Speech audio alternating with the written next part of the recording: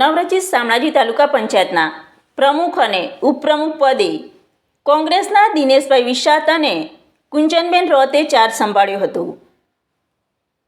અરવલ્લી જિલ્લામાં તાલુકા પંચાયત જિલ્લા પંચાયતની ચૂંટણી પૂરી થયેલી છે ત્યારે શામળાજી તાલુકા પંચાયત કોંગ્રેસ પક્ષની બનતા શામળાજી તાલુકા પ્રમુખ તરીકે કોંગ્રેસના દિનેશભાઈ વિશાત અને ઉપપ્રમુખ તરીકે કુંજનબેન રોતે આજરોજ પૂજાવિધિ કરીને પદભાર સંભાળ્યો હતો.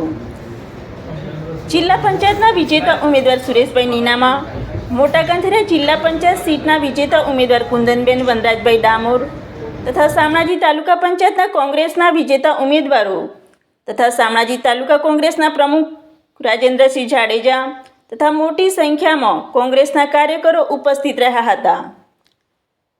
Bureau reporter Jyotika Kharadi, Aravalli.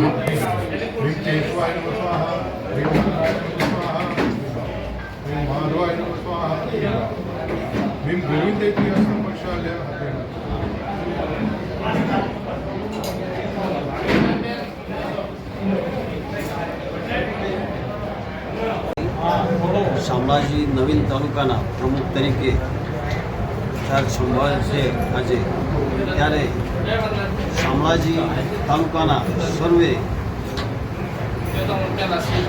મતદાતાઓએ મનથી તન મન ધનથી એટલા મતદાન કરી અને સર્વે આખી શામળાજીની બોડીમાં વિજય પાયો છે અને બધા સભ્યોએ પણ એકતરફી એ કરીને મને પ્રમુખનો હોદ્દો અપાય છે. ત્યારે હવે મારી ફરજ થાય છે કે શામળાજી તાલુકાના સર્વે છેવાડાના ગામ સુધી સર્વેના પ્રશ્નો, કોઈ પણ પ્રશ્ન હોય એને નિકાલ કરી સર્વેને ન્યાય મળે એવી કામગીરી કરવા તત્પર છીએ.